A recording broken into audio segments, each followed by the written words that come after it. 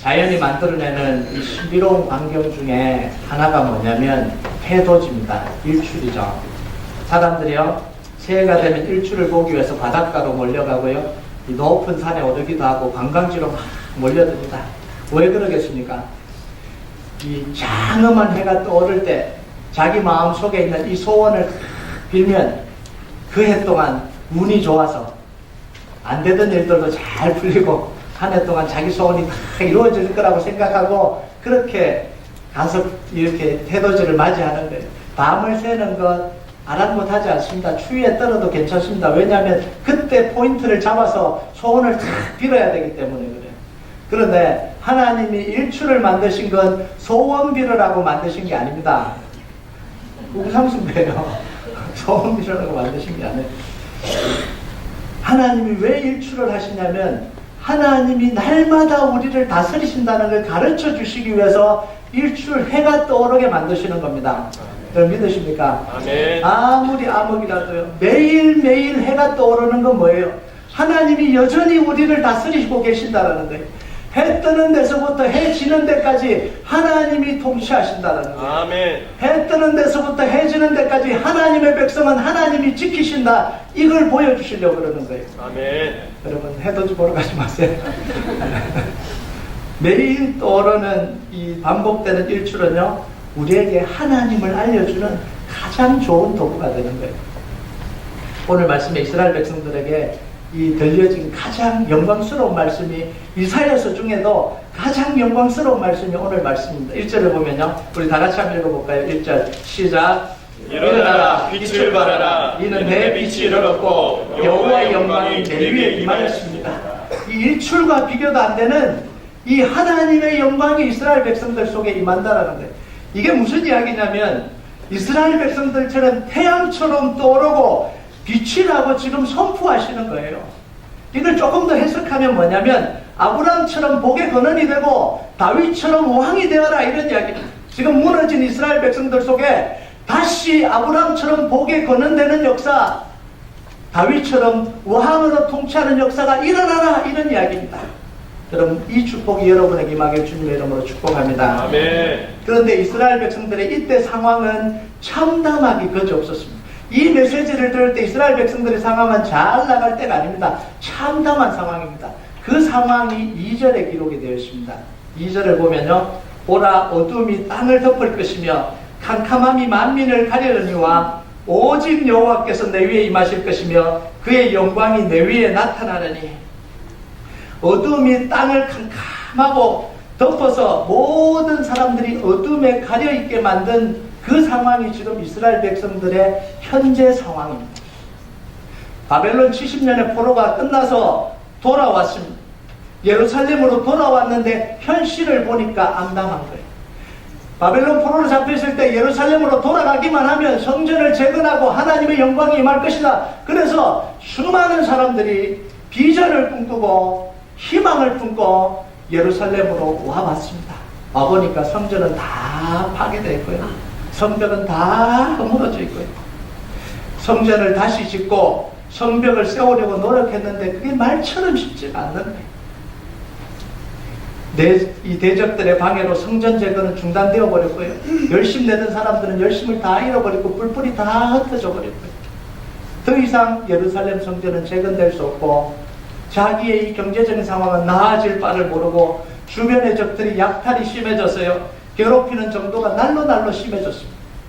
여러분, 포로 생활을 끝내고 돌아오면 다 될 줄 알았습니다. 그런데 현실은 참담하더라고요. 시간이 갈수록 경제적으로 더 궁핍해졌고요, 삶은 더 고달파졌고요, 동족들이 서로 도와주기는커녕 있는 사람들이 없는 사람에게 고리대를 놓아서 피를 빨아먹는 상황들이 생기더라고요. 이게 도대체 믿는 사람이냐? 그래서요, 높은 이자에 고리대를 놔서 못 갚으면 자기 딸과 아들을 종으로 끌고 가는 게, 그게 이스라엘 백성들 같이 믿는 사람들이었다는 거예요. 함께 성전 짓던 사람들입니다. 함께 하나님 나라를 이루고자 약속했던 사람들이 그 일을 하고 있더라는 거예요. 얼마나 참담합니까, 상황이. 이스라엘 백성들의 희망은 절망으로 바뀌었습니다. 야심차게 꿈꾸던 비전은 현실의 비참함 앞에 다 굴복당하고 말았습니다. 더 이상 가슴도 뛰지 않습니다. 타다 말은 이 불이 꺼져서 죄가 되어버린 것처럼 이런 상황에 놓여 있는 거예요. 갈수록 어둠은 짙어지기만 할 뿐 조금도 그쳐질 기미가 보이지 않는 그런 상황이에요. 꿈과 소망은 다 사라졌습니다. 바로 이 상황에서 하나님이 이스라엘에게 뭘 선포하십니까? 구원을 선포하시는 거예요. 일어나라, 빛을 발하라. 이는 내 빛이 이르렀고 여호와의 영광이 내 위에 임하였습니다. 여러분 상황이 참담하십니까? 하나님의 이 구원의 선포가 여러분의 삶 속에 임하길 주님의 이름으로 축복합니다. 그런데 구원의 근거가 뭐죠? 자기 현실이 아니에요. 참담한 현실이 아닙니다. 하나님의 영광입니다. 하나님의 영광이 임하고 하나님의 능력이 나타나는 거예요. 하나님의 영광이 임하니까 이 어둠이 낯으로 변하는 거예요. 하나님의 영광이 임하니까 암흑이 다시 희망으로, 절망이 희망으로 다시 변하더라는 거예요. 이게 하나님이 우리에게 선포하신 구원입니다. 여러분 이제 11월 마지막 주일인데요. 11개월을 달려왔습니다. 이제 한 달 남았습니다. 2017년도 한 달 남았습니다. 여러분 힘차게 달려온 한 해가 절망으로 마무리되어 버릴 것 같은 그런 부담을 느끼지 않습니까? 올해 상황이 좋아질 줄 알았는데 점점 나빠지고 있지는 않습니까? 여러분 품었던 비전들이 현실의 장벽 앞에서 그냥 무참히 다 무너져 버리지 않습니까? 1월 달에는 가슴이 뛰었는데 11월이 되니까 가슴조차 뛰지 않는, 나아질 줄 알았는데 점점 암담해지기만 하는, 시간이 가도 더 이상 나아질 것 같지 않는 이런 지금 연말을 맞이하고 있지는 않으십니까?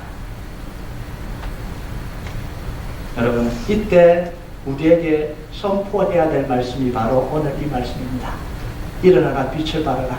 이는 내 빛이 이르렀고 여호와의 영광이 내 위에 임하였습니다. 아멘. 여러분 이렇게 생각할 수 있습니다. 목사님 다 끝났는데 1년 다 갔는데 이제 뭐 이거 선포하면 뭐합니까? 내 삶 속에 들여온 이 그늘이 암흑이 너무 짙어서 걷어낼 수 없는데 이 한마디 선포하면 뭐합니까? 상황이 조금 힘들어야 나아질 용기도 내죠. 너무 힘들어서 이제 바닥인데 희망을 꿈꾸면 뭐합니까? 나아질 거라면 애초부터 나아졌지 뭐 지금 해서 뭐가 나아질 겁니까? 그럼 이런 생각이 우리 속에 들지 않습니까?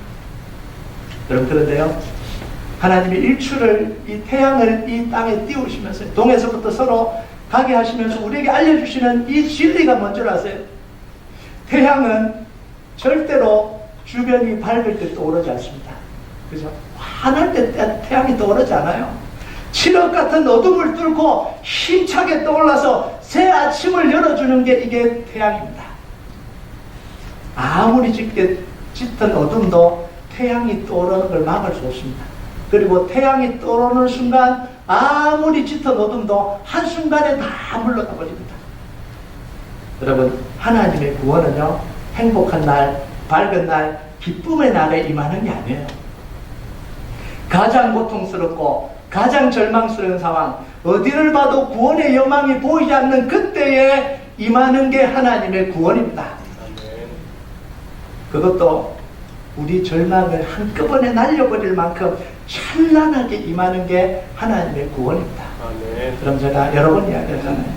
하나님의 역사는 조금 이루어지는 게 아니라 어느 순간 확 열립니다.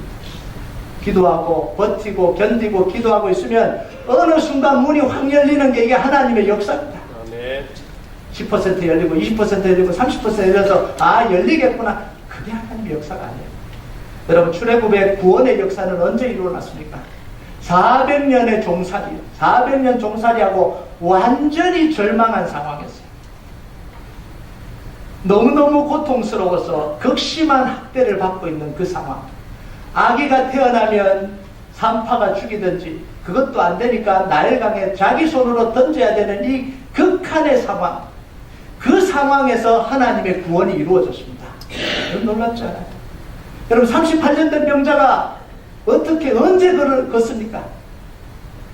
38년 동안 못 걷고 주저앉고 할 일 다 해보고 그래도 안 되는 걸 경험하고 이 절벽을 경험하고 더 이상은 안 된다. 걷는 소망조차 사라져 버렸을 때 그때 예수님이 38년 된 병자에게 찾아와서 뭐라고 그럽니까? 내가 낫고자 하느냐. 그러면서 일어나 걷고 뛰며 하나님을 찬양했던 게 38년의 절망 속에서 일어났습니다. 네. 혈루증 여인이 언제 고침받습니까? 12년 동안 그 병 고치려고 의사라는 의사는 다 찾아가서 돈을 다 협의하고 속아서 병은 더 악화됐을 때 구원의 영광이 없을 때요. 예수님 지나가실 때 예수님 손 붙잡으면서 그 병이 나았잖아요. 지중해 광풍을 만난 바울과 276명의 사람들이요. 언제 구원을 얻습니까? 구원의 영광마저 끊어졌을 때 이렇게 표현합니다. 들고 왔던 짐들 바다에 다 버리고 배를 운전하는 운전키도 다 버렸어요. 이젠 죽었다고 생각했을 때 그때 하나님이 이들을 구원하십니다. 하나님은 언제 예수님을 부활시키십니까? 다 죽어서 확인하고 창으로 찌르고 물을 쏟고 피를 쏟고 난 뒤에 무덤 속에 완전히 갇혔습니다. 그래서 절망하고 제자들도 떠나고 사람들도 다 떠날 그때에 그 밤에 하나님이 예수님의 십자가 이 죽음에서 부활시키셨습니다. 아멘. 여러분 가장 깊은 어둠은요 하나님의 강력한 구원을 기다리는 시간입니다. 우리 믿는 사람에게 가장 깊은 어둠은요 절망의 시간이 아니라 가장 강력하게 하나님의 구원을 기다리는 시간입니다. 비크리스찬들에게 이런 어둠의 시간은 절망의 시간이에요. 그런데 아니 우리 하나님을 모시고 사는 우리에게는요 이 어둠의 시간이 가장 강력한 하나님의 구원이 임하는 시간이 바로 이 어둠의 시간이에요. 여러분 구원은 절망의 자리에서 이루어집니다. 편안한 자리에서 구원이 안 이루어지잖아요. 절망의 자리에서 이루어지는 게 구원이에요. 여러분 우리의 절망의 자리는 하나님의 구원의 자리입니다. 내가 절망한 자리는 하나님의 구원의 자리예요. 10편 30편 4절 5절 보면요 주의 성도들아 여호와를 찬송하며 그의 거룩함을 기억하며 감사하라. 그의 노여움은 잠깐이요 그의 은총은 평생이로다. 저녁에는 울음이 깃들지라도 아침에는 기쁨이 오리로다. 아멘. 아멘. 여러분 이게 우리 삶입니다. 저녁에는 울음이 깃들지라도 아침에는 기쁨이 옵니다. 이걸 알기 때문에 우리는 내일을 또 살아갈 수 있는 거예요. 오늘을 살아낼 수 있는 겁니다. 버티고 견디더라도 오늘을 또 살아낼 수 있는 겁니다. 밤에 눈물을 흘리면서 손으로 눈물을 닦고 처절하게 넘어져 있을지라도 새 아침이 오면 다시 하나님을 기대할 수 있기 때문에 우리는 또 하루를 살아갈 수 있는 겁니다. 여러분 시편 60편은요 우리 교회가 약속의 말씀으로 붙들고 매일 기도하는 기도의 말씀입니다. 하루도 안 빠지고 기도합니다.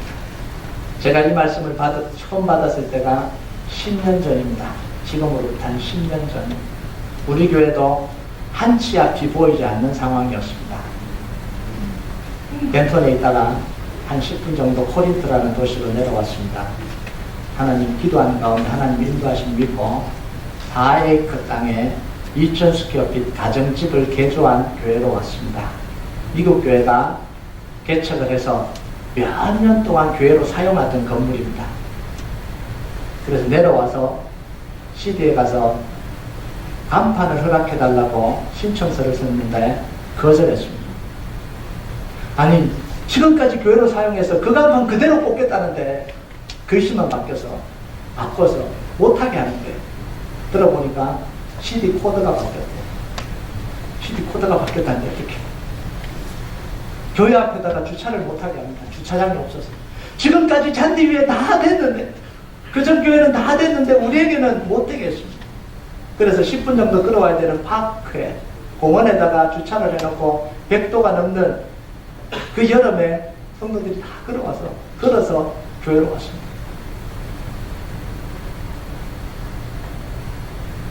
건물이요 이 가정집을 개조한 건물이니까 세이프티 코드랑 안 맞다고 이걸 업그레이드 안 시키면 모일 때마다 한번 모일 때마다 1,000불씩 이 사이테이션 이 벌금을 부과하겠다라는 레터가 와 있었습니다. 우리 교회는 그 CD 코드도 업그레이드 시킬 수 없는 그런 상황이었습니다. 재정이 없었어요. 참담한 상황. 그렇다고 성도들이 많이 오면 감사하겠지만 개미 새끼 한 마리 안 왔습니다. 죄송합니다. 새끼. 근데 개미는 새끼예요. 개미 아들은 아니잖아요. 참담한 상황. 제 인생에 가장 힘겨운 시간을 보냈던 때가 바로 그때입니다. 제 능력의 한계를 느끼고 있었습니다. 절망과 힘겨움이 한꺼번에 몰려와서 견딜 수가 없는 막 짓누르는 어깨를 짓누르는데요. 밤잠을 잘 수가 없어요. 저는 머리만 대면 자는 사람입니다. 밤에 안 잘 수가 없는 사람입니다. 그런데 이때는 잠이 안 와요. 너무너무 고통스러웠어요. 모든 걸 다 내려놓고 도망쳐버리고 싶었습니다. 내가 도대체 여기서 뭘 하나? 이 30대의 젊은 나이에 도대체 내가 여기서 뭘 하고 있나? 그날도 교회에 출근해서 사무실 바닥에 앉았어요. 절망 중에 기도하고 있었습니다. 기도한 게 아니라 넋두리를 하고 있어요. 도대체 하나님 이게 뭡니까? 어떻게 해야 됩니까? 그때 하나님 제 마음에 주신 말씀이 뭐냐면 말씀을 읽으라. 그 말씀을 주시더라. 그래서 앉아있던 자리에서 일어나서 의자에 앉아서 제 책상에 펼쳐진 이 성경을 보기 시작했습니다. 그때 펼쳐져 있던 성경이 이사야 60장인 것입니다. 이사야 60장을 읽어가는데 글이 마치 살아서 막 움직이는 거예요. 제 마음에 부딪혀 왔습니다. 그때 저는 이게 지금 하나님이 저에게 말씀하시는구나. 그러면서 저와 우리 교회에 주시는 말씀으로 확신하고 붙들었습니다. 여러분, 이사야 60장의 말씀 중에요 3가지를 붙들었습니다. 사실 이 60장을 요약하면 3가지로 요약이 되는 거예요. 첫 번째는 4절이에요. 내 눈을 들어 사방을 보라. 무리가 다 모여 내게 오느니라. 내 아들들은 먼 곳에서 오겠고 내 딸들은 안기어 올 것이라. 포로로 잡혀있는 이스라엘 백성들을 다 구원시켜서 예루살렘으로 다 모아주시겠다는 거예요. 이집트에 바벨론에 양사방으로 잡혀있던 모든 포로들을 다시 예루살렘으로 모아들이시겠다는 이런 약속입니다. 우리 교회는, 저는요 이 말씀을 죄 아래 종노릇 한 영혼들이 구원 얻기 위해서 사방에서 하나님의 교회로, 우리 교회로 나아온다는 그 약속으로 붙들었습니다. 아멘. 개미새끼 한 마리 아니고요. 위치가 그래서 이 루이스빌 레이 끝나면 별천지 아니에요. 달라스예요. 그 누가 기억을 합니까? 누가 옵니까? 아무도 안 오더라고요. 하나님이 우리 교회를 이 달라스의 중심으로 만들어서 온 사방에서 구원 얻어야 될 하나님의 백성들을 모아주실 거라는 약속, 그 비전을 그때 꿈꿨습니다. 그러니까 하나님이 어떻게 하십니까? 우리 교회를 덴톤에서 코린트로, 코린트에서 루이스빌로, 루이스빌에서 정말 중심이에요. 리틀럴리 중심이잖아요. 말 그대로 중심에 하나님이 우리 교회를 심어버렸습니다. 우리가 심은 게 아니라 하나님이 심어버리셨어요. 여러분, 앞으로 이 말씀을 이루기 위해서요, 하나님이 도대체 어떤 일을 하실지 여러분 기대가 되십니까? 저는 기대가 돼요. 하나님 도대체 지금까지 이렇게 하신 하나님이라면 앞으로 도대체 이 말씀을 이루기 위해서 우리 교회를 통해서 뭘 하시려고 하시는지 제가 너무너무 기대가 됩니다. 두 번째가 5절이에요. 그때 내가 보고 기쁜 뜻을 내며 내 마음이 놀라고 또 화창하리니 이는 바다의 부가 내게로 돌아오며 이방 나라들의 재물이 내게로 옵니다. 바다의 부와 이방의 재물이 예루살렘으로 몰려들 거란 이런 이야기입니다. 이게 무슨 이야기냐면 다윗 왕 때에 솔로몬 왕 때 이루어졌던 무역과 교역이 회복이 돼서 모든 부의 거점이 어디가 되냐면 예루살렘이 될 거라고. 여러분, 지도상으로 봐도 이 이스라엘은 이 무역의 이 뭐라 그러죠? 요충지예요. 정확한 단어의 표현인지 모르겠는데 모든 무역이 여기로부터 흘러갑니다. 양사방으로. 다윗 왕 때, 솔로몬 왕 때 어마어마한 무역이 이 예루살렘, 이스라엘을 중심으로 이루어졌습니다. 이게 다시 회복될 거란 이런 이야기입니다. 예루살렘이 부의 중심이 되고 복을 나누는 중심이 되는 축복을 허락해 주시겠다, 이런 이야기예요. 여러분, 이것을 우리 교회는 우리 교회에 필요한 모든 재정을 하나님이 다 쏟아 부으시고 우리 교회를 통해서요, 그 부와 재물이 선교지로 흘러가고 복음이 전 세계 선교지로 흘러가는 그런 약속으로 받았습니다. 10년 전에요. 그래서 우리가 한 게 뭐예요? 1+2 프로젝트. 100만 불을 선교지로 흘러보내고 200개 나라의 선교팀을 파송하자. 그런 불가능한 이야기 같잖아요. 저는 그렇게 불가능하다고 보지 않습니다. 물론 제가 목회하는 때 이루어지지 않을 수도 있습니다. 그건 하나님이 하실 일이니까요. 그런데 이미 우리는 시작했습니다. 오클라호마를 벌써 6년을 선교를 했고요. 작년에, 올해 우리 멕시코 시티에 선교지를 개척을 했고, 내년부터 선교팀이 파송되지 않습니까? 그러면서 한 해에 한 나라씩 개척해 나갈 계획입니다. 하나님 이 일을 이루실 겁니다. 그래서 여름이 되면요, 이 강단에 200개 나라에 이 국기를 다 꼽아놓고 선교 파송식을 하는 게, 이게 우리가 꿈꾸는 거예요. 이 여름이 되면요, 정말 복음 들고 전 세계를 향해서 나가는 게 우리 교회가 지금 꿈꾸고 있는 거예요. 이걸 분명히 하나님 이루실 거라고 저는 믿습니다. 아멘. 마지막 세 번째가 22절이에요. 그 작은 자가 천명을 이루겠고 그 약한 자가 강국을 이룰 것이라. 때가 되면 나 여호와가 속히 이루리라. 다 무너지고 약해진 이스라엘을 다시 재건하실 거라고 말씀하십니다. 죽고 포로로 끌려가고 그 많던 백성들이 다 사라진 그 적은 자를 통해서 다시 천명을 이루고 이 약해진 나라를 다시 강국으로 만들어서 하나님이 원하시는 제사장 나라, 하나님이 원하시는 왕의 나라, 복에 거론되는 나라로 다시 만들겠다라는 게 하나님이 이스라엘 백성들에게 주신 축복이에요. 여러분, 이 말씀을 우리는 숫자에 한정하지 않고요, 영적인 영향력을 미치는 교회로 잡았습니다. 전 세계를 향해서, 달라스뿐만 아니라 미국 전역을 넘어서 전 세계를 향해서 영적인 영향을 미치는 교회. 아멘. 여러분, 그래서 우리가 기도하는 게 뭐예요? 120명의 기도의 용사들이 세워지기를 원하는 거예요. 여러분, 200개 나라의 선교팀이 파송되면 그냥 파송됩니까? 단단하게 영적 싸움을 싸워갈 120명의 단단한 기도 용사들이 있어요. 전 세계를 품고요, 하나님과 함께 영적 전쟁을 해갈 이 120명의 기도 용사들이 세워져야 이게 이루어지는 일입니다. 120명 갖고 되겠습니까? 200개 나라의 선교팀을 파송해야 되는데요. 아직까지 120명이 안 모여서 120명만 기도하고 있습니다. 나중에 되면 더 늘어나겠죠. 여러분, 그날부터 개미 새끼 한 마리 안 얻은 그날부터 이 약속의 말씀을 붙들고 기도 제목 삼아서 하루도 빠지지 않고 기도했습니다. 새벽기도에 참석할 한 사람들은 알 겁니다. 지루하고 지겨울 만큼 기도시켰습니다. 매일 기도했습니다.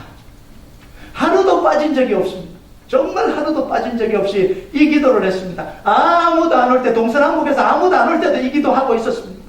선교팀 하나도 못 보낼 때도 이 기도하고 있었습니다. 우리 교회는 아무도 안 알아줄 때도 이 기도하고 있었습니다. 왜요? 하나님이 약속하셨기 때문에 붙들고 10년을 매일 기도하고 있습니다. 여러분, 그런데 하나님 어떻게 하셨습니까? 아무것도 없는 우주를 하나님이 탁 세워서 이렇게 만들어 주셨잖아요. 이게 하나님의 역사입니다. 아멘. 우리가 한 게 뭐가 있습니까? 우리 성도들 정말 열심히 하셨습니다. 그런데 정말 우리가 한 건요, 하나님의 약속의 말씀을 붙든 거잖아요. 약속의 말씀을 붙들고 기도한 거잖아요. 그게 가장 큰 거 아닙니까? 여러분, 앞으로도 계속해서 이 기도 제목을 기도할 겁니다. 매일매일 지겹고 닳도록 기도할 겁니다. 왜 그런지 아세요? 이 약속의 말씀을 통해서 이루실 하나님의 역사가 무궁무진하기 때문에 그래요. 상상이 안 됩니다. 지금 10년 동안 이룬 일도 상상이 안 되는데 앞으로 이 기도하면서 나아갈 때 하나님이 이루실 일이 상상이 됩니까? 저는 상상이 안 돼요. 그러니까 기도하는데 재밌어요. 너무너무 재밌습니다. 기도하는데 하나님 이루어가는 게 이게 너무너무 재밌어요. 하나하나 펼쳐져 가는데요, 놀랍게 펼쳐져 가는데 이게 너무 재밌는 거예요. 여러분, 중요한 게 뭔지 아세요? 교회구나. 아니요. 이 말씀은 우리 교회만 주신 게 아니라 여러분의 인생에 주신 말씀이고요. 아멘. 여러분의 가정에 주신 말씀입니다. 아멘. 여러분, 하나님이 이 역사를 이루기 위해서 여러분을 얼마나 축복하셔야, 여러분의 가정을 얼마나 축복하셔야 이 놀라운 일들이 일어나겠습니까? 빨리 깨달아야 되는, 저거 이루어지려고 그러면 하나님이 나를 통해서 지금 놀라운 일을 이루셔야 되는데 내가 그걸 붙들어야 되는 거예요. 아멘. 이게 축복받는 비결입니다. 기복신앙이 아니라. 여러분, 제가 이야기했잖아요. 여리고가 무너지는 해. 교회 여리고가 무너지고 난 뒤에는 그 축복이 어디로 흘러가야 되냐면 반드시 가정으로 흘러가야 됩니다. 반드시 가정으로 흘러가서 가정의 여리고들이 무너져야 돼요. 네. 개인의 여리고들이 무너져야 됩니다. 네. 이 소망, 이 축복을 소망하고 여러분들 기도해야 됩니다. 아멘. 여러분, 올해부터 시작했어요. 계속해서 하나님은 우리 교회 속에 역사를 일으키실 뿐만 아니라 여러분의 가정 속에 역사를 일으키실 겁니다. 아멘. 분명하게 일으키십니다. 여러분 믿고 기도하고 붙드십시오. 그럼 분명하게 하나님의 역사가 일어납니다. 아멘. 여기 알아야 될 게 하나 있는데요. 이스라엘 백성들이 이 놀라운 약속을 받고 이 놀라운 축복의 말씀을 듣고도 실제로 그 축복을 못 경험했다라는 거예요. 이게 문제예요. 왜냐하면 그 약속의 말씀을 받고도 약속의 말씀대로 안 살았거든요. 이 약속의 말씀을 받고도 잊어버렸고 놓쳐버렸기 때문에 그래요. 이 약속의 말씀을 받고도 자기 말씀으로 붙들지 않고 기도하지 않았기 때문에 그래요. 안 신겨졌습니다. 자기 말씀을 흘렸단 말이에요. 여러분, 하나님은 이스라엘 백성들에게 약속의 말씀을 주시면서 뭐라고 명령한지 아십니까? 신명기 6장 6절에서 9절까지 같이 한번 읽어볼까요? 시작. 오늘 내가 내게 명하는 이 말씀을 너는 마음에 새기고 내 자녀에게 부지런히 가르치며 집에 앉았을 때든지 길을 갈 때든지 누워있을 때든지 일어날 때든지 이 말씀을 강론할 것이며 너는 또 그것을 내 손목에 메어 기호를 삼으며 내 미간에 붙여 표를 삼고 내 집 문설주와 바깥문에 기록할지니라. 여러분, 무엇이야? 내 마음에 그 약속의 말씀을 받았으면 마음에 새기라는 거예요. 가르치는 게 뭐예요? 입으로 이야기하는 거예요. 이런 약속의 말씀을 받았다. 이렇게 이야기를 하라는 거예요. 강론하고요. 손목에 메고요. 미간에 붙이고요. 문설주에 붙이고 잃어버리지 않도록 날마다 기억하고 기도하라는 하나님, 그 약속의 말씀이 이루어지기를 원합니다. 내 말씀으로 만들어라는 거예요. 그래서 제가 이야기를 했잖아요. 하나님이 약속의 말씀을 주시면요, 외워버리라고요. 그리고 기도할 때마다 그 약속의 말씀으로 기도하세요. 얼마나 신나는지 모릅니다. 제가 최근에 이 약속의 말씀을 받고 외운 게 잠언 10장 24절입니다. 악인들에게는 그 두려워하는 것이 임하거니와 의인은 그 원하는 것이 이루어지느니라. 기가 막힌 말씀이죠. 악인들은요, 두려워하고 있는 게 그게 실제로 임한다는 거예요. 그런데 하나님을 믿는 하나님의 사람들에게는 믿음으로 소망하고 기다리고 기대한 것들이 하나님의 능력으로 이루어진다는 거예요. 아멘. 실제로 제 삶 속에 최근에 계속해서 이 말씀대로 이루어지고 있습니다. 나중에 간증할 시간이 있을지 모르겠는데 놀랍게 지금 이루어지고 있는 거예요. 왜요? 저는 제 말씀으로 붙들어버리거든요. 그런데요, 이렇게 이야기를 하면 성도들이 뭐라 그러냐면, 목사님, 하나님이 그 말씀을 내게 주셨는데 어떻게 알아요? 신비하게 이건 네 말씀이다 이렇게 들립니까? 말씀을 읽다가 가슴 속에 부딪혀오면요, 내 말씀으로 잡아버렸어요. 그리고 그대로 믿고 기도하고 살아버렸어요. 그러면 손해나지 않습니다. 설사 이게 하나님이 이 말씀이다 이렇게 안 줘도요, 설교를 듣다가 이 말씀이 내 말씀이구나. 지금 이 잠언의 말씀이 여러분의 가슴을 치거나 그냥 잡았어요. 잡으면요, 지금 이 말씀대로 살면 범죄하는 겁니까? 아니잖아요. 그 말씀대로 살면 뭐예요? 하나님이 말씀하신 대로 사는데 이게 내게 주셨든 안 주셨든 그게 지금 무슨 상황이래요? 내가 내 말씀으로 붙들고 살아버리면 뭐예요? 하나님의 의가 이루어지는데, 그럼 하나님 역사가 안 이루어지겠습니까? 따질 게 뭐가 있습니까? 이게 내 귀에 들렸다. 이건 내 주신 말씀이 맞나 안 맞나? 이거 따지고 있을 필요가 뭐냐는 거예요. 내 말씀으로 붙들면 그건 내 말씀인 거예요. 여러분, 약속의 말씀은 그야말로 약속이에요. 약속은 아직도 이루어지지 않은 걸 약속이라고 이야기합니다. 약속의 말씀은 이루어져야 축복이에요. 이루어져야 능력이에요. 좋은 말씀을 받았다고 다 끝난 게 아니에요. 와, 좋은 말씀 받았다. 아무 소용 없습니다. 약속은 이루어질 때까지 그림의 떡입니다. 이제 송구영신 예배가 되면 다시 우리 교회는 말씀을 각 가정마다 개인마다 나눠줄 겁니다. 그 말씀은 그냥 만들어진 게 아니라 제가 기도하면서 하나님 이 말씀대로 우리 성도들의 가정에 이루어 주시옵소서. 그냥 그 말씀 붙들고 살 때 그 말씀에 기록한 그대로 이루어 주십시오 라고 기도하고 뽑아서 여러분들에게 제가 직접 나눠주는 말씀입니다. 이건 뭐 포춘 쿠키 아니에요. 그래서 그냥 차례대로 나와서 받는다고 생각하시죠. 나눠주다가요 제가 밑에 거 하나 이렇게 줍니다. 전문 용어로 밑장 빼기. 죄송합니다. 이런 얘기. 이게 왜 그러냐면요, 하나님 제가 마음 주실 때 그냥 이렇게 그냥 차례대로 받는 게 아니에요. 근데 정확하게 그 가정에 필요한 말씀이 갑니다. 저는 매년마다 저희 가정에는 정확한 말씀이 옵니다. 그러면 그걸 외웁니다. 일원에 외우고 새벽마다 기도합니다. 그 말씀. 그런데 하나님이 놀랍도록 그 일을 다 이루십니다. 여러분, 정말 약속의 말씀이 내 말씀이 되게 하려면, 내 것이 되게 하려면 뭘 해야 되냐면 믿음으로 그 씨앗을 내 가슴에 심어야 돼요. 여러분, 믿음의 역사는 믿음의 씨를 심는 사람이 거두게 됩니다. 다 거두지 않아요. 성경에 보세요. 모든 사람이 열매 거둔다 그러지 않아요. 믿음으로 씨를 심은 사람이 열매를 거둔다 이렇게 이야기합니다. 우리를 구원하신 것은 하나님의 전적인 은혜입니다. 우리는 우리 구원에 하나도 손끝만큼도 보탠 게 없습니다.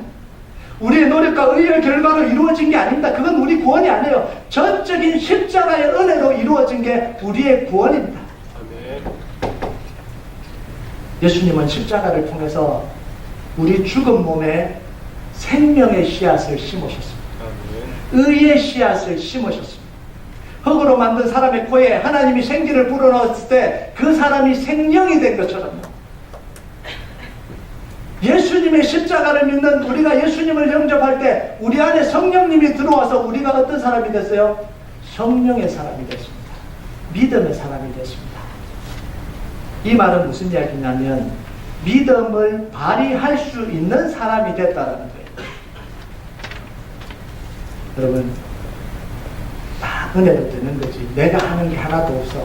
그건 믿음을 잘못 배운 겁니다. 예수님의 구원이 우리 속에 임할 때 성령님이 우리 안에 들어와서 우리는 성령의 사람, 믿음의 사람이 됐기 때문에 우리는요 믿음을 발휘할 수 있는 상태가 되어 있는 거예요. 죽어 있는 상태가 아니라. 일단 믿음이 되고 믿음의 사람이 되고 난 뒤에는 하나님 우리에게 뭘 하기를 원하시냐면 믿음의 씨앗을 심기를 원하십니다. 하나님은 믿음의 씨앗을 뿌린 우리에게 하나님의 역사로 보답하십니다. 이게 하나님의 법칙이에요. 그래서 고린도서 3장 6절 7절 보면 나는 심었고 아볼로는 물을 주었으되 오직 하나님께서 자라나게 하셨나니 그런즉 심는 이와 물 주는 이는 아무것도 아니로되 오직 자라나게 하시는 이는 하나님뿐이니라. 아멘. 여러분, 이게 심는 게 아무런 소용없다 이런 이야기입니까? 아니요. 우리가 심었는데 우리는 심어도 보잘것없는 거 심잖아요. 그런데 하나님이 자라게 하시고 하나님이 역사를 일으키신다 이런 이야기입니다. 아멘. 우리가 구원받은 이후에 신앙생활 중에 가장 중요한 건 뭐냐면 믿음의 씨를 심는 겁니다. 풍성한 열매를 기대하는 농부는 다른 거 안 합니다. 씨를 심습니다. 씨를 심는 농부가 열매를 거두는 겁니다. 가장 좋은 열매를 기대하는 농부는 어떤 씨를 심을까요? 가장 좋은 씨를 심습니다. 먹고 남은 씨가 아니라 가장 좋은 열매를 기대하는 농부는 가장 좋은 씨를 심습니다. 우리가 하나님을 경험하기 위해서는요 우리는 믿음의 씨를 심어야 돼요. 왜냐하면 믿음의 법칙은 어떤 법칙이에요? 심은 대로 거두는 게 믿음의 법칙입니다. 가다니엘서 6장 7절 8절 보면 스스로 속이지 말라. 하나님은 없인 여김을 받지 아니하시나니 사람이 무엇으로 심든지 그대로 거두리라. 자기 육체를 위하여 심는 자는 육체로부터 썩어질 것을 거두고 성령을 위하여 심는 자는 성령으로부터 영생을 거두리라. 아멘. 우리의 구원은 하나님의 은혜로 되는 겁니다. 아멘. 그런데 열매는 은혜로 맺혀지지 못합니다. 짬뽕 시키면 안 돼요. 구원은 은혜로 되는데 성경 어디를 읽어보세요. 은혜로 열매가 맺혔다라는 이야기가 나오는지 절대 나오지 않습니다. 열매는 뭐예요? 심은 대로 거두는 겁니다. 이게 열매예요. 이 은혜를 잘못 확장시키면요, 크리스찬들을 다 도둑놈 만들어 버립니다. 이럴 수 없어요. 심지도 않고 거둘러 버려요. 심지도 않고 하나님의 은혜라고 머리 뒤밀어 갖고 뭔가 받아내려고 그래요. 그래서 크리스찬들이 뭐라 그러냐면, 저 교회 다니는 사람들은 노력도 안 하고 뭐도 안 하고 제대로 살지도 않고, 이런 이 비판이 나오는 게 뭐예요? 은혜를 지금 잘못 확장시켰기 때문에 그런 거예요. 은혜는 우리를 구원 얻게 하는 게 은혜입니다. 열매는 심은 대로 거두는 겁니다. 여러분 되십니까? 이게 혼돈이 생기면 안 돼요. 여러분, 하나님은 뭐냐면 법신여김을 받지 않는다. 안 심었는데 달라고 그러는데 하나님이 주실 뿐입니다. 아니요. 육체를 심었는데 하나님 영적인 것을 주십시오. 하나님은 법신여김을 당하지 않는다는 거예요. 네가 심은 게 뭐냐? 심은 대로 내가 축복하겠다. 이게 하나님의 법칙이에요. 여러분, 어떤 씨를 심고 계십니까? 육체를 위해서 썩어질 씨를 심으면 육체의 열매를 거두게 됩니다. 우리가 심어야 될 씨앗은 육체의 열매가 아닙니다. 믿음의 열매예요. 영적인 씨입니다. 믿음의 열매가 아니에요. 믿음의 씨예요. 영적인 씨예요. 기도의 씨를 심고요. 여러분, 지금부터 기도의 씨를 심어보세요. 정말 하나님 앞에 나는 기도의 씨를 심겠다. 말씀의 씨를 심고요. 물질의 씨를 심고요. 시간의 씨를 심고요. 자기의 재능의 씨를 심고요. 자기가 가진 것 중에 가장 좋은 것을 하나님 앞에 심어라. 여러분, 하나님은 아브라함에게 뭐라고 합니까? 이삭을 바치라 이렇게 합니다. 언제 아브라함이 믿음의 사람이 됩니까? 가나안 땅을 떠나왔을 때? 아니요. 이삭이 태어났을 때 아닙니다. 네가 사랑하는 내 독자 이삭을 바치라. 그때 하나님 앞에 순종할 때 아브라함은 믿음의 완성을 이룹니다. 믿음의 완성이 있는지 없는지는 모르지만 하나님이 이제는 됐다 이렇게 이야기합니다. 참 대단한 거 아니에요? 하나님이 말씀하실 때 이제 됐다 이렇게 이야기하는 사람이 어디 있어요? 여러분, 예수님이 베드로에게 찾아가서 갈릴리 바다에 고기 잡는다고 찾아가서 있는데 조반을 만들어 놓고 베드로에게 물으신 게 뭐예요? 빨리 먹어라, 힘내라, 가자 이러셨습니까? 아니요. 아유, 심어.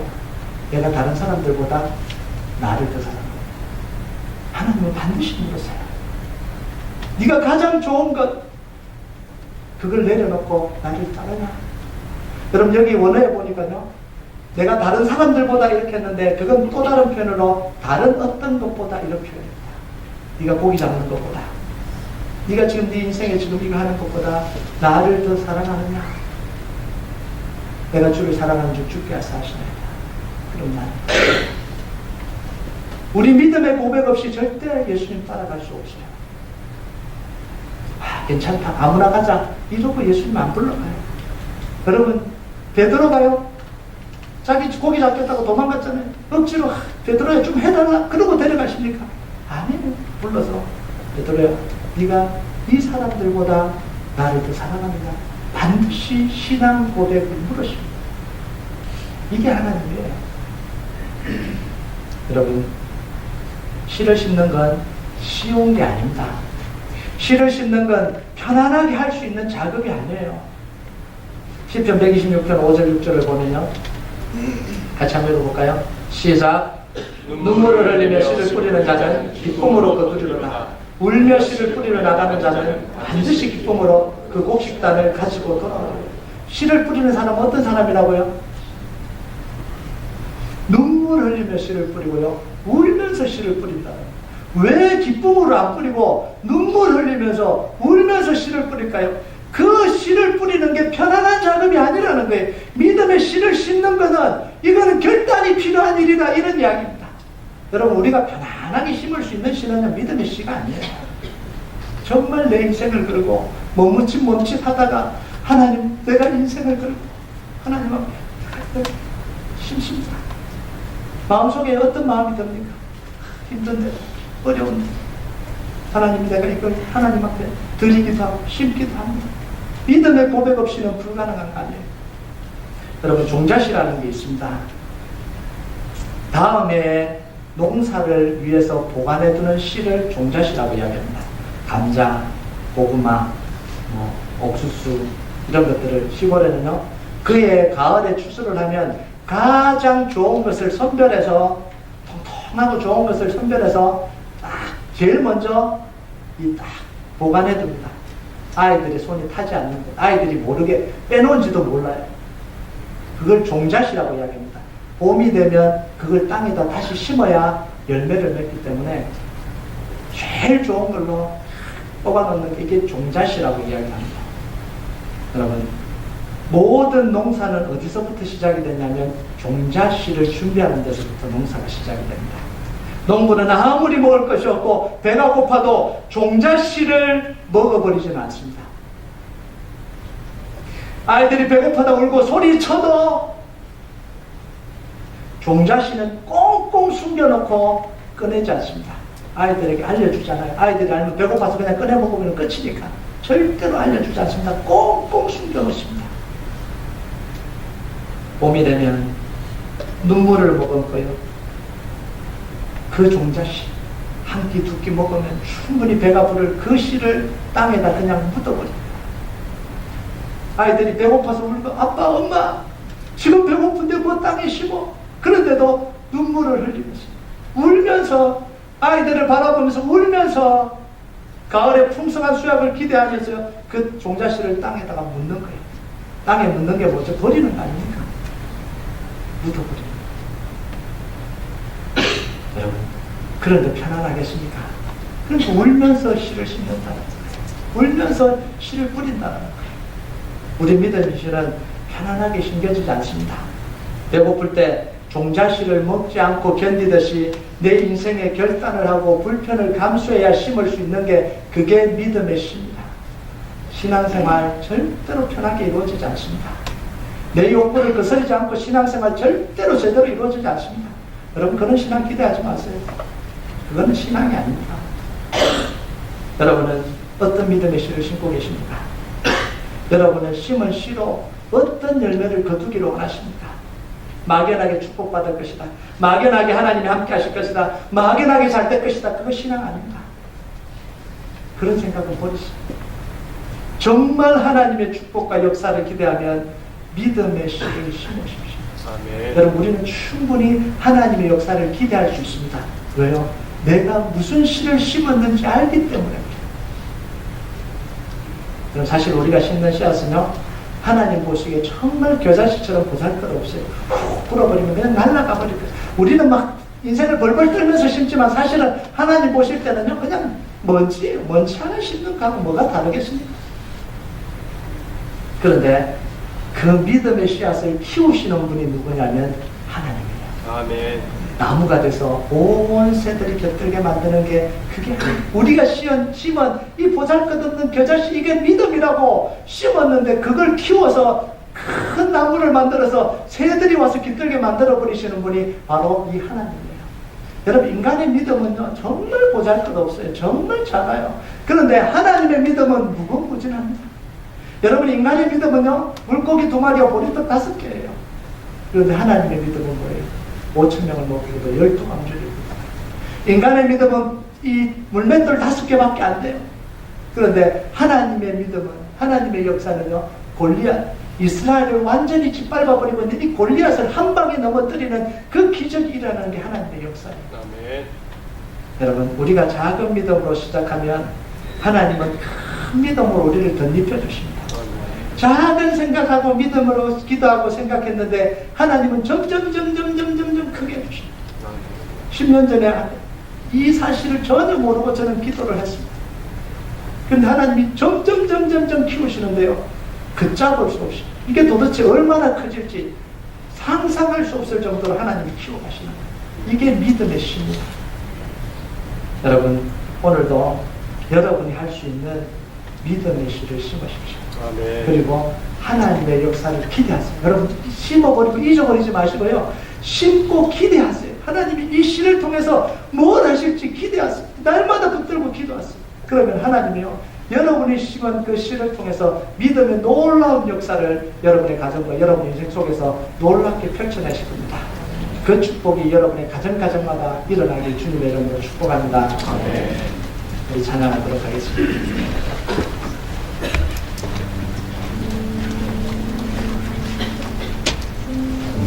하나님 우리에게 말씀하십니다. 두려워하고 있나? 상황을 보면서 절망하고 있나? 하나님 뭐라고 하냐면 지치지 마라. 두려워하지 마라. 너희를 인도하는 나를 보라. 하나님은 우리를 포기하신 적이 없으십니다. 절망 속에서 하나님의 역사가 사라진 적은 없습니다. 하나님은 우리에게 하나님의 구원을 보라고 이야기했습니다. 오늘 우리가 찾아간 하나님 앞에 고백했습니다. 보라 너희는